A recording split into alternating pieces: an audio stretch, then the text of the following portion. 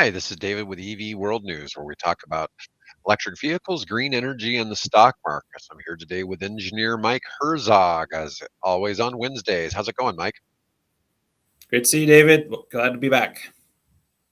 Good. Glad to have you. So usually when you're on here, I try to talk about stuff that's a little more technical than maybe what I talk about on the other days, so we can get a little brain stimulation going.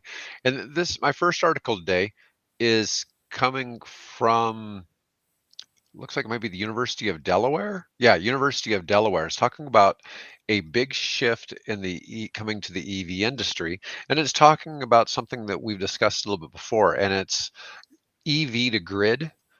And hmm so everybody always thinks about the grid powering cars, but in reality, those cars are huge energy storage facilities. So people think about them as cars, but we both know when you've got a 100 kilowatt hour battery, you can store a lot of power and you can power your house, a lot of other things. And this is a thing I see these talks about, how are we going to get enough power to the grid and all that. This article is talking about America's highways and byways would be a wild west if we didn't have automotive standards. So give some respect, please, to these massive documents filled with painstaking tech specifications. They determine how your car operates, safety features, what parts it can use, what kind of fuel and recharges, and that's the short list. But especially for something like electric vehicles, the enactment of a new standard can usher in major improvements for drivers. The two newest standards, both approved this month by the Society of Automotive Engineers, let's see what they are. So it's kind of sketchy here for the first part. These developments mark a big shift for the EV industry. Drivers will gain access to more charging stations and lower cost charging. They'll have new options for using their EV to help fight climate change and even make money when plugged in.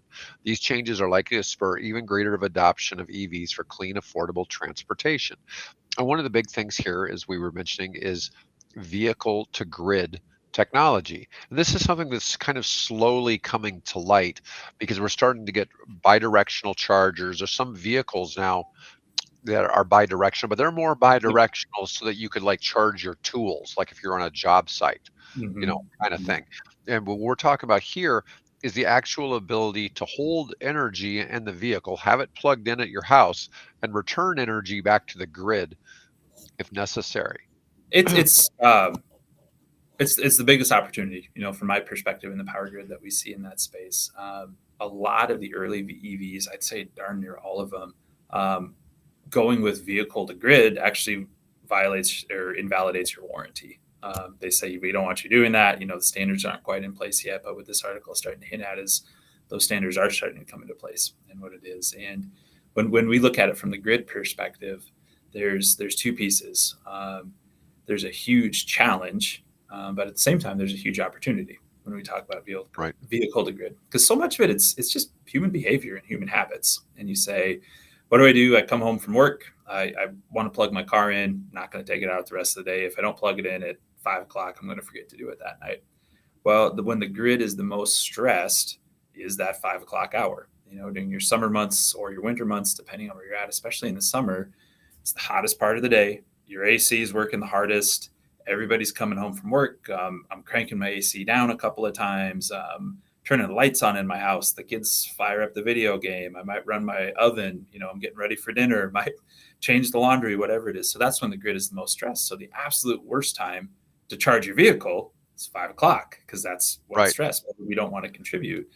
But you look at it from the converse, like, well, what if those people plug in at 5 o'clock when they come home, but we can drain their battery a little bit more? Hey, you had a little juice left in the tank. Can I borrow that for an hour?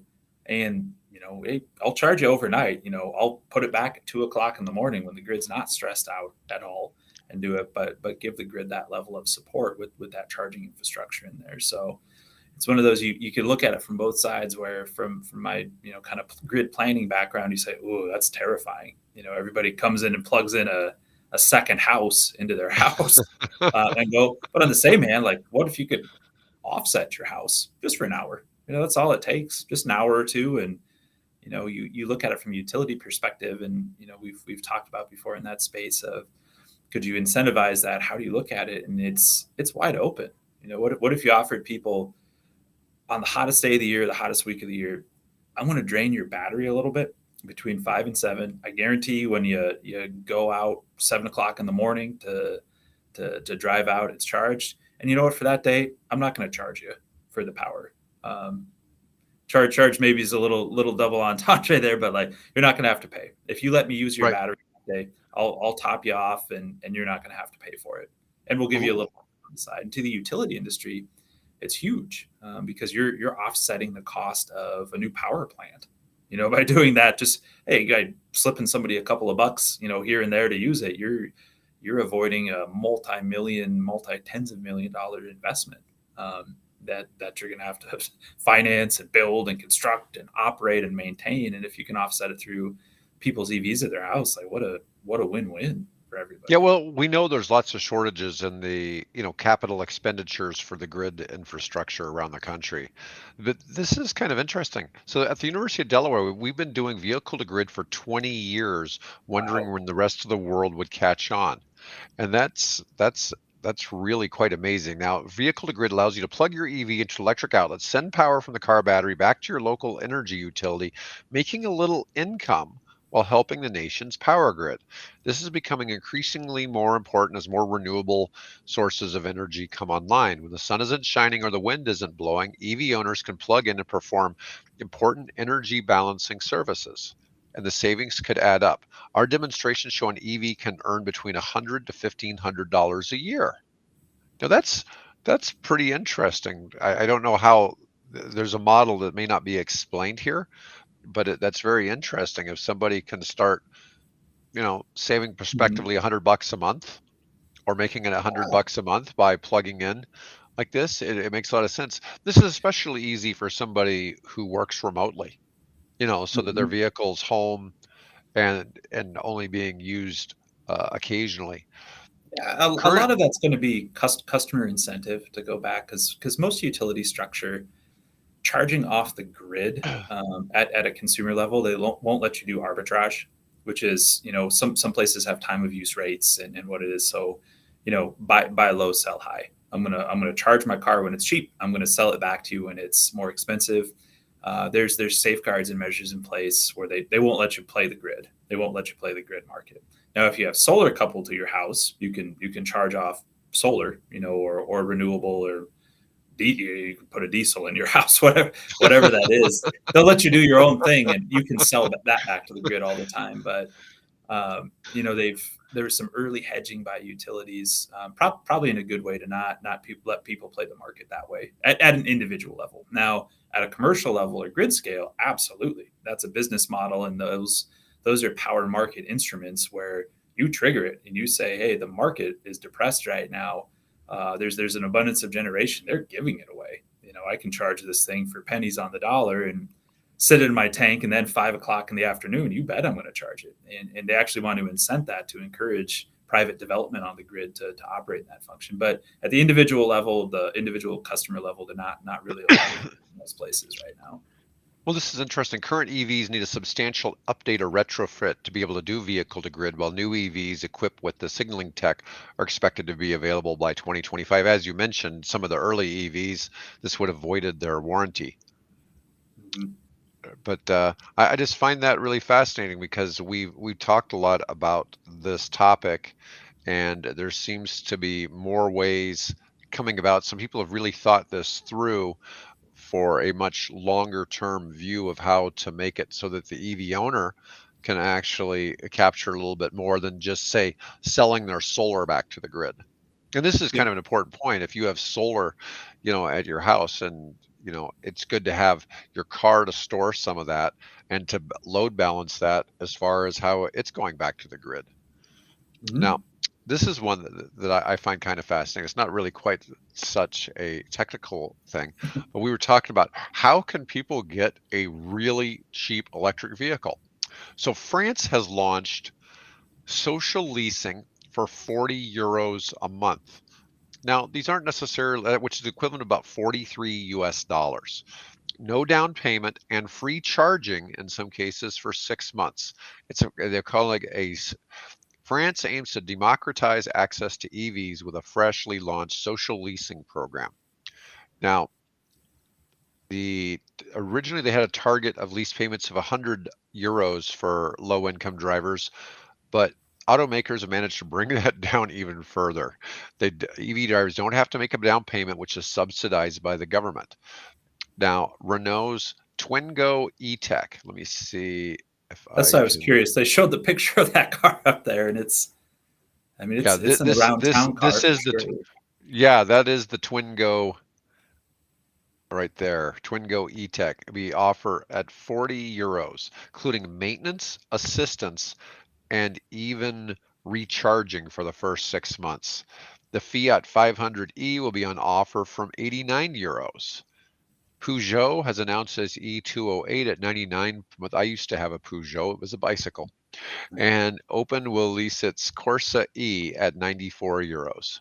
Man, that is so cheap. That is, I mean, Mhm. cell phones cost more than that. Oh yeah, yeah, absolutely. And you have to, Good analysis there. That's yeah, but you have to pay to charge your cell phone, right? And then yeah. there's free charging.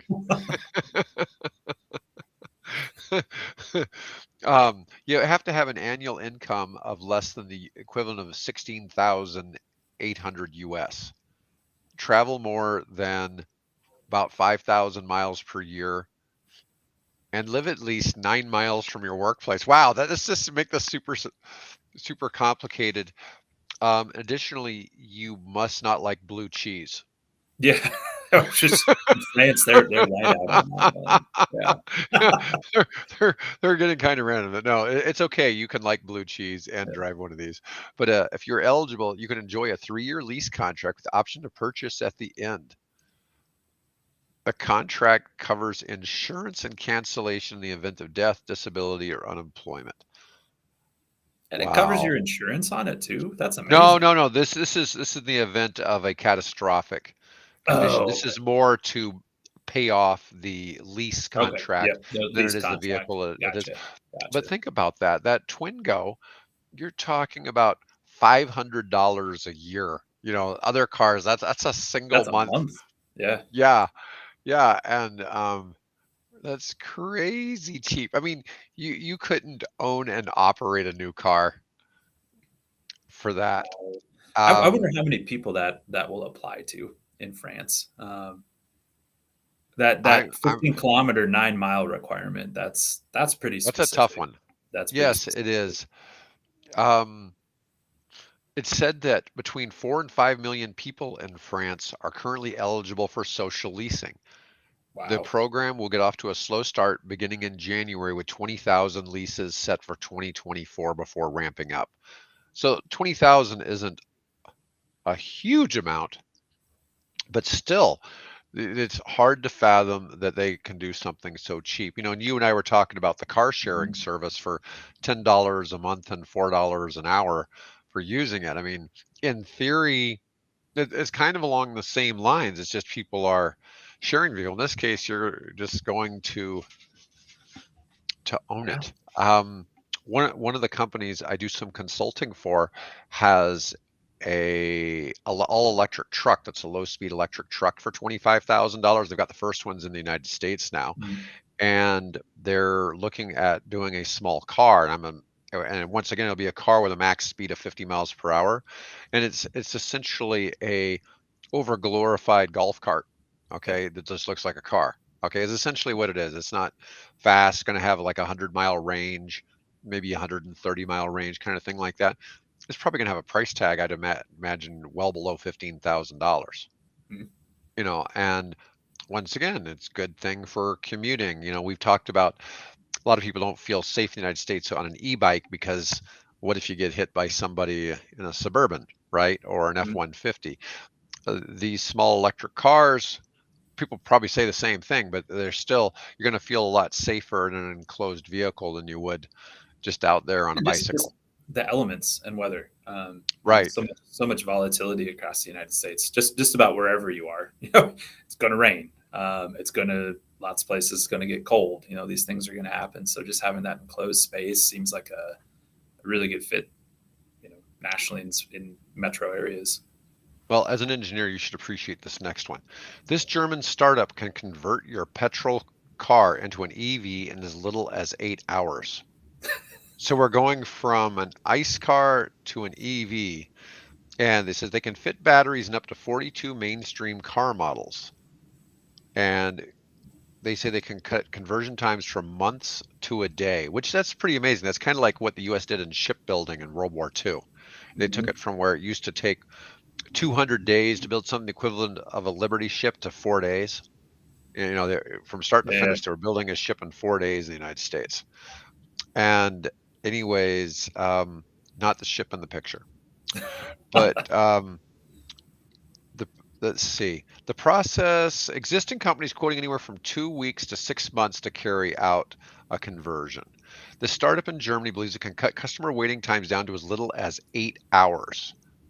It can convert 42 different models. So the E-Revolt is the name of the company, has approached the conversion process from a different method. Let's see. It's a production. It means you have to think about how you can do it quicker and easier and so on. But this works only if you have a lot of volume because you have to put in a lot of work and money upfront to develop all of this. Let me see. How does it work and what is the turnaround time so short? We take out the combustion engine and we have a frame which uses the old points of the engine. And so we can easily swap only the engine with a new frame and the components. That's where we're much faster than an individual solution. So this frame here is a big part of our fastness, costing between 12 and 15,000 euros to do the conversion. Hmm. You know, and that's kind of interesting because let's say you had a gas-powered car and the engine went out. That would be the ideal time to do this, right? Yeah. Yeah. No, and that would You'd be be doing like, better. say, typically something like that's going to happen when the vehicle has close to 200,000 miles. Okay, and you basically put new life into a vehicle like that. Mind you, a new gas-powered engine probably run you half that price. Half that at least. Yeah. Maybe Yeah. less. Oh no, they're pretty I'd bad. always kind of viewed this as a novelty, right? Converting. Okay, that was a fun science experiment, but it's interesting to see people Well, kind of you know, looking and at it. they're talking about certain cars. I mean, let's say you had an old Mercedes W124 from the 90s. Okay, those cars have been like the longest lasting cars ever made. You know, it's not Mhm. unusual for somebody to have one that's been driven a million miles. And if you took out the engine out of one of those, you might really like still doing that. I've seen EV conversions done on a lot of older classic cars. I've seen it Yep. done on like a 1970s Corvette. I've seen it done on, say, late 70s, early 80s big Mercedes Benzes. Yep. Yep. Um, Okay. so I've seen conversions done on a number of vehicles that you just, they're more classics than they Yes. are. Then this would not be your day to day vehicle. This would be more. No, This has a cover on it in the garage. Yeah. yeah. So it's an interesting because obviously there's some vehicles out there like, oh, there's a Nissan gas powered car that's about 15,000 euros. So I mean um, I think it's the Versa. You know, Hmm. so it's tough because you're talking about replacing the drivetrain, which is about the same cost as some cars altogether. But still, it's an That's the part interesting that's idea. always I'd be curious, and maybe that's on me to look at it a little bit more. But that exactly the drivetrain and all of the belts and your transmission. It's what do you do with the transmission when you convert it, and how do you redirect that power from an electric motor? Do you still have a transmission? I don't know. In these vehicles, I don't think you would, but I just don't know enough about it. No, well, no, you don't have a transmission in these. Yeah, No, because that's what I because wondered. Like, so it's not yeah, just pop the motor out and or the engine and no, put a you're motor taking in. some other It's just components out. I'm curious. I guess. Mhm. Yeah, well, you know, I've wondered about that because there's a place here in Omaha that redoes Freightliner trucks into EVs, and so I've just always kind of assumed they keep the transmission because Mhm. it's different when you're pulling that much weight, to me at least. Um, then of course you get the enormous torque from the electric engine, but I don't know enough about that to really know That's if the part I don't know either. Like if those applications you do want those low gears for for the torque you're getting out of it, or the electric motor just kind of takes care of that for you.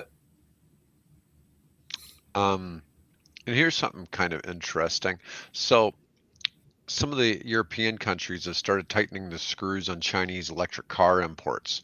And part of the thing is you got companies like BYD and some others really flooding the market in various countries, particularly in the European Union. And I think one here's these are French Dacia Spring Tientes. You know, you got all these different Mm-hmm. models. Let me see. France and Turkey announced restrictions on electric car imports designed to stem the tide of Chinese EVs. The rules heavily favor cars manufactured domestically. You know, and that's a challenge. It's a challenge to compete with Asian-made cars. I mean, it's been tough to compete with Japanese and Korean cars, and now we've got the influx of the Chinese cars. Mm-hmm. And apparently, MG is owned by China's SAIC, and they found that that was kind of a push against them to exclude them. 65% of EVs sold in France will be eligible for incentives, but that won't include a lot of Chinese made ones. Now, the Tesla Y, Model Y, is eligible for incentives, but the Model 3 will not be. And it has to do with the Model 3 is extensively made in China. Not the ones sold in the US, but The overseas ones are international all pretty market. much all, yeah, pretty much all made in China. Let's see. The average retail price of an EV in Europe was about 71,000 equivalent, compared with about half that in China. And now, what's Turkey doing? Turkey says, oh, EVs comprise 7% of all passenger car sales, but I think I saw where they're putting a 40% tariff on the EVs. They don't get real specific. They just so in different cases, some of the countries, oh, Turkey imposed an added 40% customs duty on EV imports from China, raising a total customs tax rate to 50%. But the sale of the Chinese electric models keep going up. So even with that, Even with it's not that. really hurting the sales. Now, you know, some of this, you've got some countries that what they've done is instead of necessarily giving you a tax credit, they've simply taken away the VAT and the Yep. extra taxes they charge on importing. So the Nordic countries, what they've done, rather than give buyers an incentive, they've taken away their massive taxation they have on foreign-made automobiles, and that's one of the reasons why they've had such rapid adoption. Countries cannot ban the sale of imported cars because that would be a violation of World Trade Organization rules, but they have a number of tools to slow down the imports. But I thought that's kind of interesting they're doing that. In the United States, we have a 25% import duty on Chinese cars, and so that's why you don't see them here. But I still say it's just a matter of time before we get the big rush of Chinese cars in this market. It's just, I don't know. I rue the day when BYD enters the US market because they're going to really cause problems for US All the automakers. other stuff. Yeah. Let's see. And I think we're pretty good for today. We've been broadcasting for about 24 Yeah, those minutes. are some So, good ones. yeah. So, Mhm. anyways, Mike, I appreciate you being on here today. And everybody, I want to thank everyone for listening. We've seen quite a few people watching today. And anyways, until next week, oh, and have a Merry Christmas.